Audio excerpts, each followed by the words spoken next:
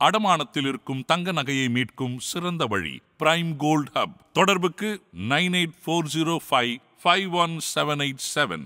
தங்கத்தை மட்டுமல்ல, தன்னம்பிக்கையையும் மீட்டுத் தருகிறோம். ஹாலிடேஸ்னாலே அது நம்ம ஜிடி ஹாலிடேஸ் தான்.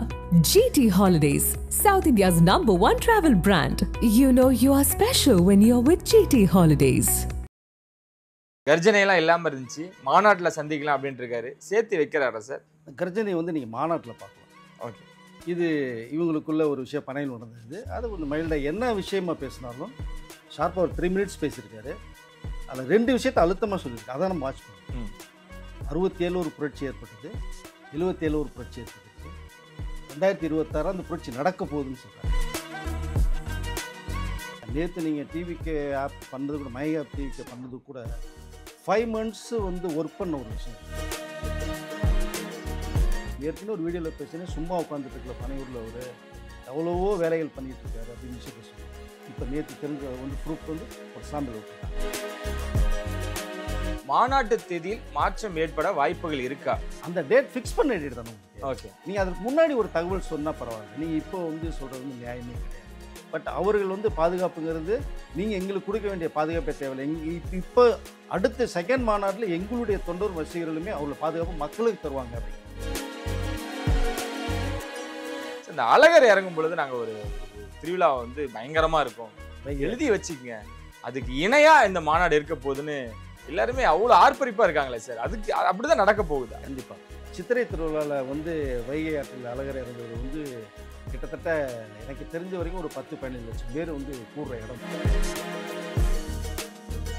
படத்துக்கு எப்படி எஃபெக்ட் பண்ணி கொடுக்கலாம் சார், ஆனால் என்ன நடக்குது சார்? ஏன் இந்த ஆர்ப்பரிப்பு?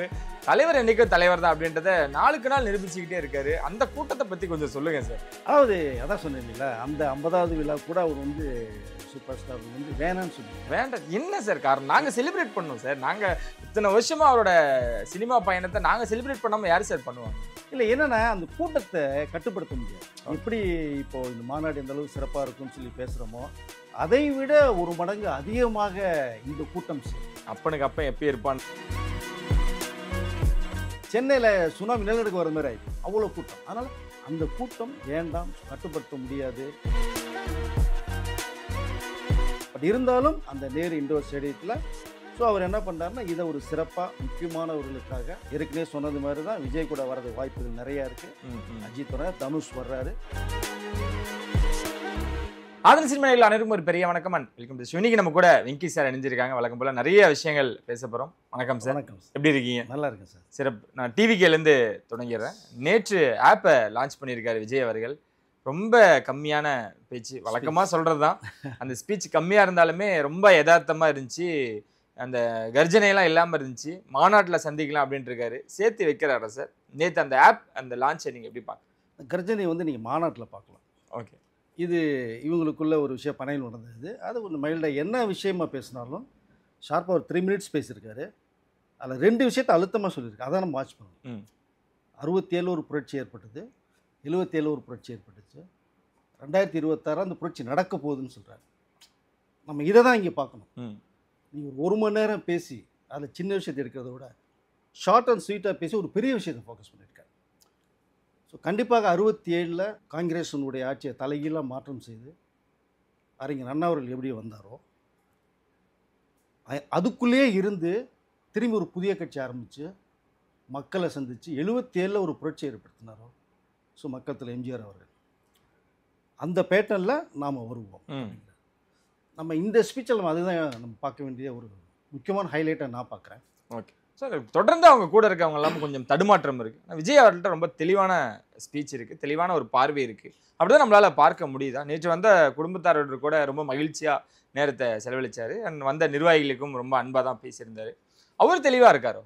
தடுமாற்றங்கள் குறைகள் இருந்தாலுமே கூட விஜய் அவர்கள் நிவர்த்தி பண்ணிடுறாரு. கண்டிப்பாக சார். அவர் வந்து அந்த விஜய் அப்படிங்கிற அந்த ஒரு நேம், ஸோ ஐடி மட்டும் போதும், அதை வச்சு நம்ம மக்களை சந்திக்கலாம் அப்படின்னு.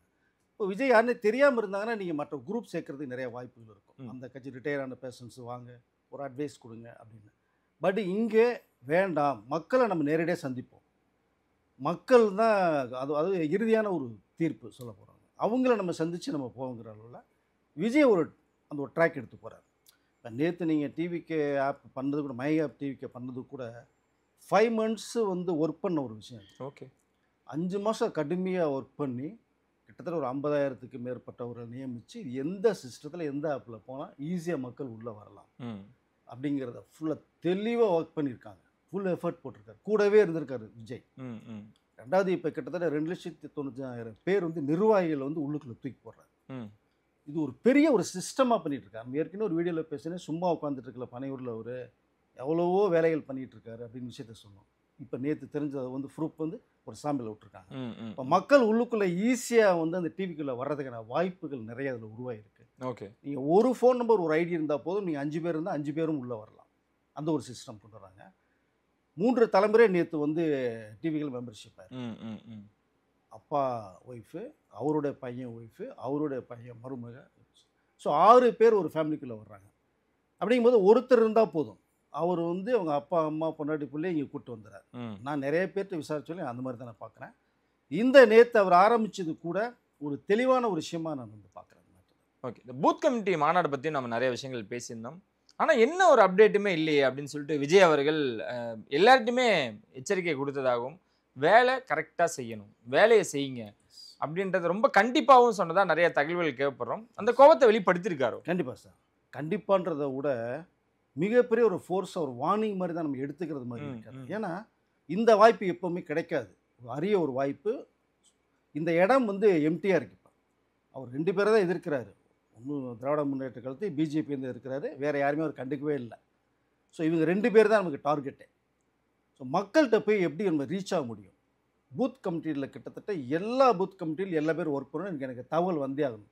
இப்போது விஜய் அவர்கள் வந்து நேரடியாக தொடர்பு கொள்றதுக்கான அந்த தொலைபேசி எண்ணையும் அவர் வந்து ஆப்பில் வச்சுருக்காரு. இப்போ நேரடியாக இந்த தொடர்பு கொள்வார். ஒரு ஒன்றிய செயலர், வட்ட செயலர் இருந்து, மாவட்ட செயலர் இருந்து இந்த பூத் கமிட்டியில் ஏன் இவ்வளோ பேர் வரல? ஸோ 250 பூத் இருக்குது அப்படின்னா ஒரு தொகுதிக்கு 200 டார்கெட் பண்ணுங்கள், மீதி 50 நான் பார்க்குறேன் அப்படிங்கிறார். ஸோ உங்களுடைய வேலை நீங்கள் மக்கள்கிட்ட போய் என்ன இருக்குது, இந்த தெருவில் இந்த சந்தில் என்ன இருக்குது, அது எனக்கு தகவல் வரணும். நான் நேரடியாக பேசுகிற மக்களை வந்து சந்திக்கிறேன்.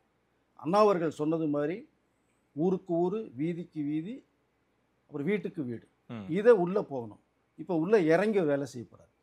இந்த மாநாட்டுக்கு அப்புறமேல் மதுரை மாநாட்டுக்கு பிறகு அவர் ஒவ்வொரு ஊர் ஒவ்வொரு வீதியாக போகிறார், ஒரு வீட்டுக்கும் போகிறார். அதனுடைய விஷயம் தான் நேற்று பார்க்கப்படுது. பூத் கமிட்டி இனிமேல் உங்களுடைய கண்ட்ரோலில் கண்டிப்பாக இனிமேல் உள்ளுக்குள்ளே வரும். ஏன்னா அத்தனை பேரை நியமிக்கும் நிர்வாகிகளை போட்டார்.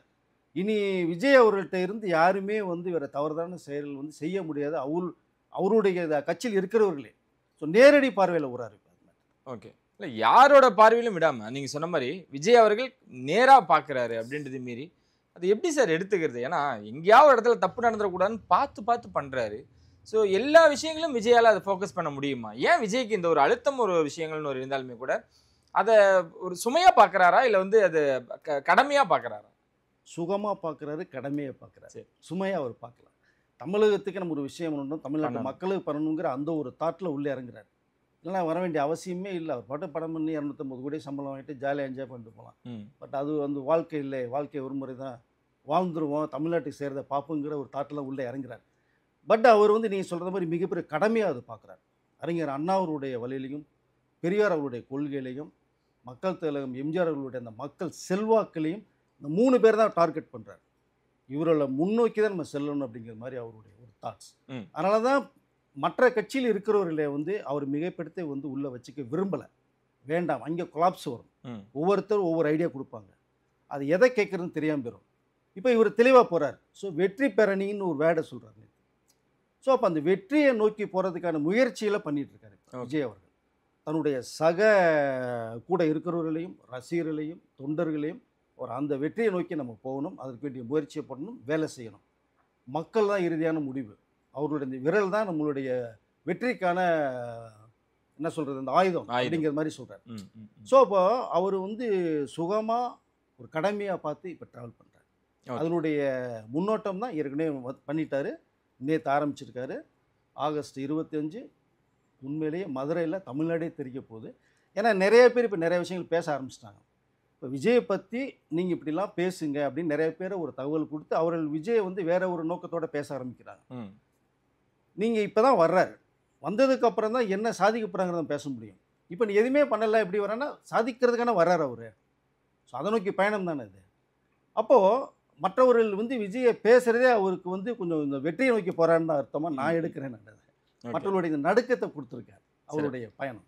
இந்த நீங்கள் சொன்ன மாதிரி எல்லாருமே கொஞ்சம் பயந்தும் நடுங்கியும் தான் இருக்காங்க. இந்த 25ஆம் தேதி அப்படின்றது மாநாடு அறிவித்த தேதி. மாநாட்டில் சந்திப்போம் விஜய் அவர்கள் சொல்லும் பொழுது கூட இன்றைக்கு நேற்றுலேருந்து எனக்கு தெரிஞ்ச ஒரு தகவல்கள் பாஸ் ஆகிட்டு இருக்கு. அந்த தேதியில் மாநாட்டு தேதியில் மாற்றம் ஏற்பட வாய்ப்புகள் இருக்கா?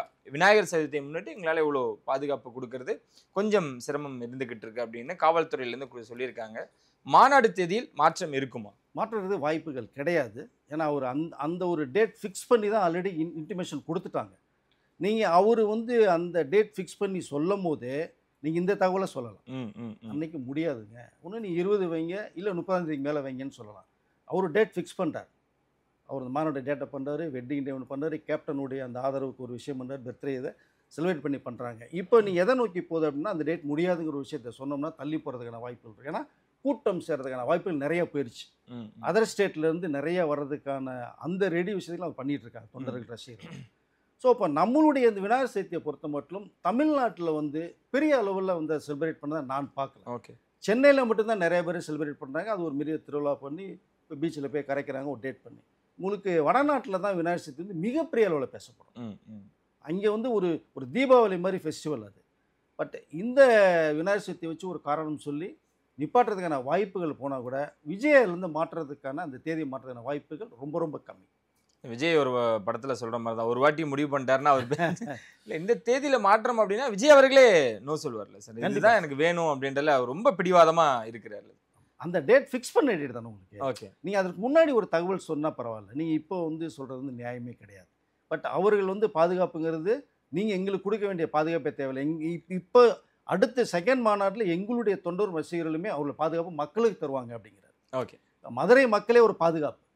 நீங்கள் சென்னை எடுத்துக்கிட்டிங்கன்னா கூட தெரியாது ஓரளவு.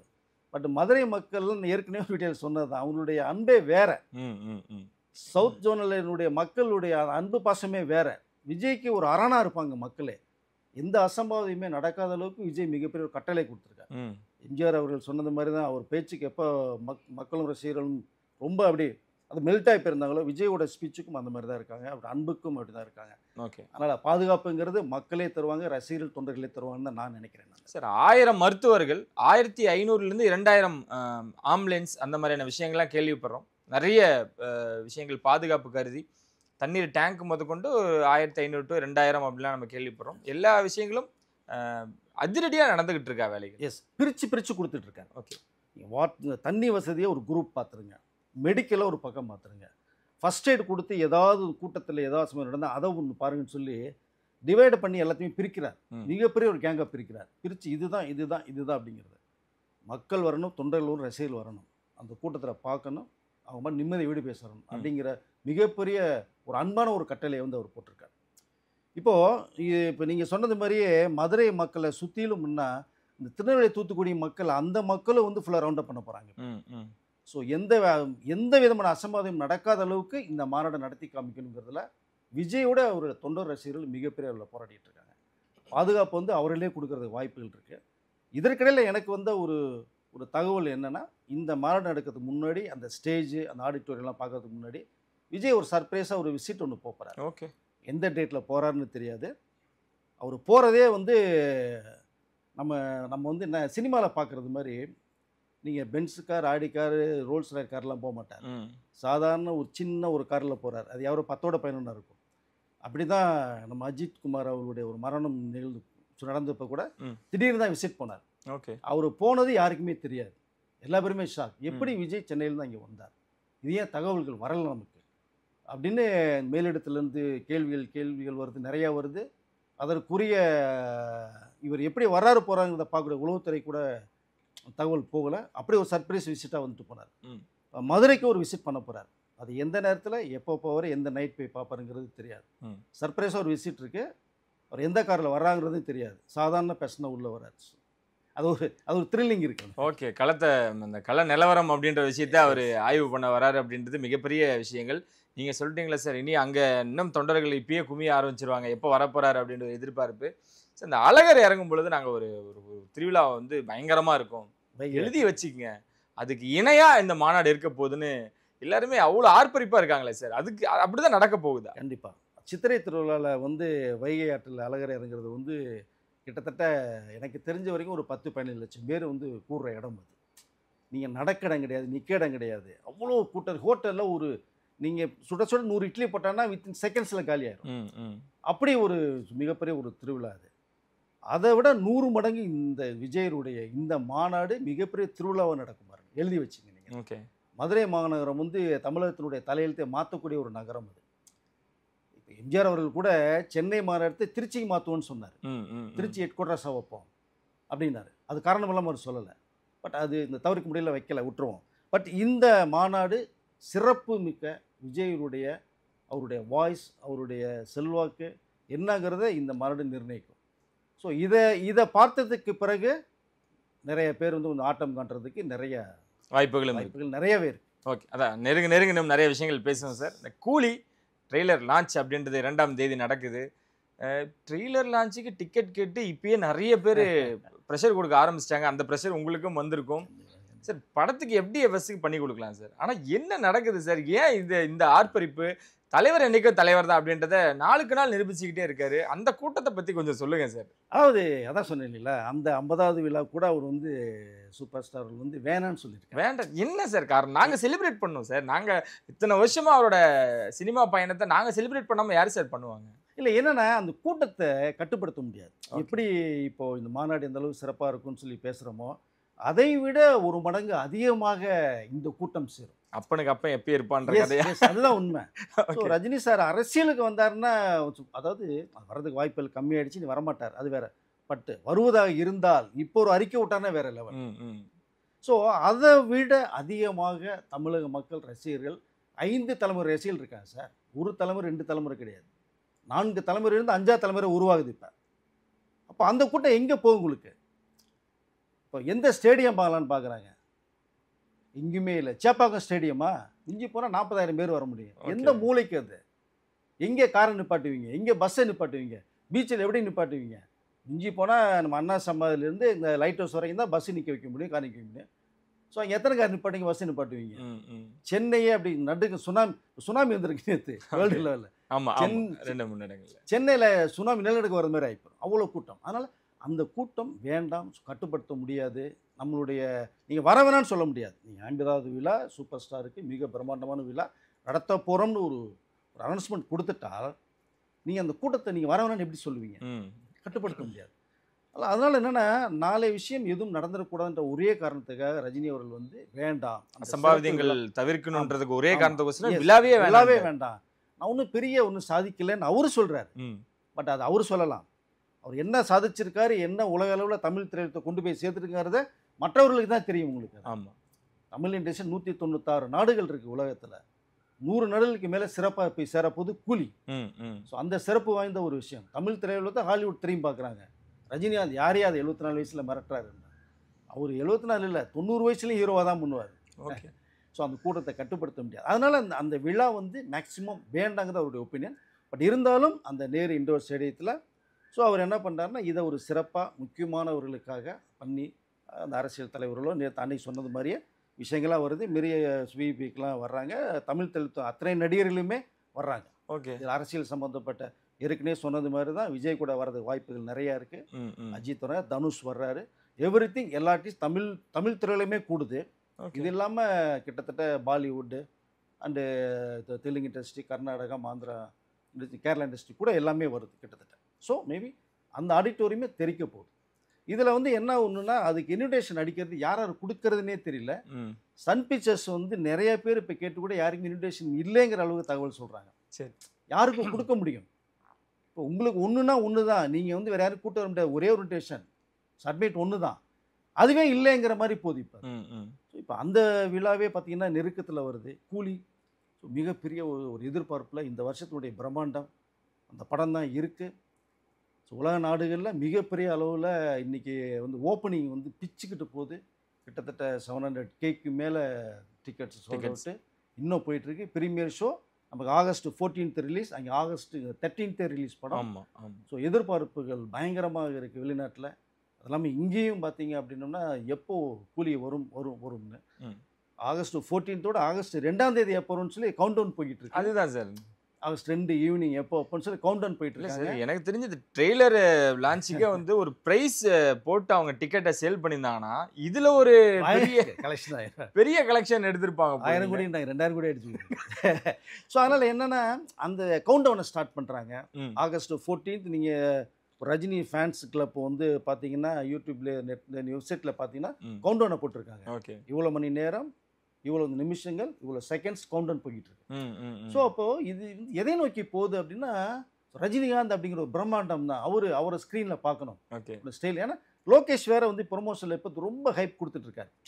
ரஜினி சார் வந்து அவரோட ஒரு லெவலே வேறங்க, எனக்கு அடுத்த படம் ஒரு வாய்ப்பு கொடுத்தாருன்னா நான் பண்ணுறது ரெடியாக இருக்கேன். ஸோ அவர் ரேஞ்ச் வேறன்றார். அதில் ஒரு விஷயம் ஒன்று பேசும்போது கூட எல்சியூ படமான்னு கேட்கும்போது ஐயோ எல்சியூ இதில் சம்மந்தமே இல்லைங்க, சம்மந்தப்படுத்தாதீங்க, இது ஒன்று ரஜினி சார் படம். கூலி 2 கூட வராதுன்றாரு சார். கூலி 2 அதுதான் சொல்கிறார் இல்லையா. அவர் என்ன அதை சொல்கிறாருன்னா நம்ம அங்கே தான் ஒரு விஷயத்தை பார்க்கணும். நான் பண்ணின கண்டென்ட்டே திரும்பி நான் பண்ண விரும்பல. நீங்கள் இந்த ரஜினி வந்து கூலியில் இப்படி காமிச்சிட்டேன், வேற ஒரு ரஜினி வேற ஒரு ஸ்கிரிப்டில் நான் காமிக்கிறேன், எதுக்கு கூலியே நான் திரும்பி பார்ட் 2 பண்ணணும். எல்லாம் பார்ட் 2 வந்ததுக்கான கைதி பார்ட் 2 கூட பார்த்தீங்கன்னா வேற சாயில தான் இருக்கும். இப்போ நீங்கள் லியோலாம் பார்த்தீங்கன்னா ரீமேக் பண்ணுறதுக்கு நிறைய பேர் கேட்டாங்க, ஹிந்தியில் கேட்டாங்க. ஒர்க் பண்ண அதே ஷாட்டே திரும்பி நான் வைக்க நான் விரும்பலைன்றார். அது உண்மையிலே ஒரு நல்ல விஷயம் தான். ஸோ நல்லா புதுசாக கொண்டு வருவோம் சரி அப்படிங்கிற ஒரு தாட்ஸ். இது எல்சி படம்ல ரஜினி சார் பண்ணுறாங்க. கிட்டத்தட்ட உலக நாடுகளே எதிர்பார்த்துட்டு இருக்கிற ஒரு கூலி. ஆகஸ்ட் 2 மிகப்பெரிய எதிர்பார்ப்பு. ஆகஸ்ட் 14 என்ன நடக்கும்னு தெரியல. மிகப்பெரிய ஒரு தீபாவளி திருநாள் தான் நான் நினைக்கிறேன். சார், புஷ்பா 2 எனக்கு ஞாபகம் இருக்கு. புஷ்பா 2ல வந்து இந்த பெய்ட் ஷோலாம் போட்டிருந்தாங்க. அதில் வந்து 2000 3000 டிக்கெட்லாம் விற்றாங்க. இன்கேஸ் அந்த மாதிரி வச்சான் அப்படின்னா அந்த 1800 அப்படின்றது அந்த 1000 கோடி கிராஸ் ஆகும் அப்படின்றத இப்போ எல்லாம் கான்ஃபிடன்ட் நம்பிக்கையாக சொல்கிறாங்க. வாய்ப்புகள் இருக்கா சார் இந்த கவுண்ட்? அந்த என்ன நம்பர்ஸ் இல்லை சார் இது கலெக்ட் பண்ண? இல்லை, அதுக்குரிய அத்தனை அம்சங்கள் இருக்கு சொல்கிறாரு. நம்மளுடைய பாயிண்ட் ஆஃப் வியூ விசாரித்த வகையில் 1000 கோடி அடிக்கும்னா கண்டிப்பாக நம்மளுடைய பார்வையில் வந்து என்னன்னா அதுக்குள்ள எல்லா அம்சமும் உள்ளே வச்சிருக்காரு. அப்போ ஆட்டோமேட்டிக்காக அது கிராஸ் பண்ணுறதுக்கு வாய்ப்புகள் நிறையா இருக்குது அப்படின்னு சொல்கிறார் லோகேஷும். அதை மேலே தன்னை அடிக்கூடாதா அப்படிங்கிற கேள்வி அவர் கேட்குறேன். பட் அது மிகப்பெரிய ஒரு வெற்றி படத்துக்கான அறிகுறியை நான் வந்து கொடுத்துருக்கேன். ரஜினி சார் வந்து வேறு எந்த இதுலேயுமே ஒரு ஸ்கிரிப்ட் நான் இறக்கலை, ஏற்றி வச்சுருக்கேன். ஃபேன்ஸுக்கு என்ன தேவை, மக்களுக்கு என்ன தேவை, என்ன ரசிப்பாங்களோ அதை நான் ஃபுல்லாக வச்சுருக்கேன். ஸோ அப்படிங்கிற ஒரு விஷயத்தை அவர் கன்வே பண்ணுறார். நமக்கு வந்த தகவல், மற்றவர்கள் படம் பார்த்த விஷயங்களை நம்ம கேட்கும்போது படம் வந்து வேறு லெவலில் இருக்குது. ரொம்ப ஜாலியாக அழகாக ஒரு என்டர்டெயின்மெண்ட், ஒரு சின்ன ஒரு மெசேஜோட படம் சொல்லியிருக்காங்க அப்படிங்கிற விஷயத்தை சொல்லும்போது 1000 கோடி அடிக்கிற வாய்ப்புகள் நிறைய இருக்குன்னு தான் நம்ம சொல்ல முடியும். பட் அதுக்குள்ள நிறைய விஷயங்கள் வச்சுருக்கான்னு சொல்லலாம். மக்கள் கையில் தான் தீர்ப்பு இருக்குது. அவர்கள் என்ன சொல்கிறாங்க நம்ம பொறுத்திருந்து பார்க்கலாம். பட் இந்த ஆகஸ்ட் 14 அவருடைய ரேஞ்ச் வேறு மாதிரி இருக்கும். சார், என்னென்ன சொன்னாலும் இந்த மாநாட்டுக்கு எல்லாரும் எதிர்பார்த்துட்டு இருப்பாங்க. விஜய் ரசிகர்கள் தொண்டர்கள் வெயிட் பண்ணுவாங்க. இந்த 2ஆம் தேதி உலகமே எதிர்பார்க்குது. ஏன்னா எல்லா கட்சிக்காரர்களும் ஒரு பக்கம், கட்சி தலைவர்களும் ரஜினி என்ன பேச போறாருன்னு ஒரு பக்கம் பார்த்துட்டு இருந்தாலுமே கூட எல்லா நடிகர்களோட ரசிகர்களும் காத்துக்கிட்டு இருக்காங்க ரஜினியோட 50வது அந்த வருஷத்தில் என்ன பேச போறாரு அப்படின்ற விஷயம். இன்னும் அவ்வளோதான் கிட்ட நெருங்கிடுச்சுன்னு நினைக்கிறேன். அந்த விழா முடிஞ்சதும் நிறைய விஷயங்கள் பேசுவோம். ரொம்ப நன்றி சார். வழக்கம் போல நிறைய விஷயங்கள் எங்களோட பகிர்ந்துகிட்டு இருக்கு. நினைச்சாலும் சந்திக்கும் முறை உங்களை எடுப்பிடலாம். நன்றி.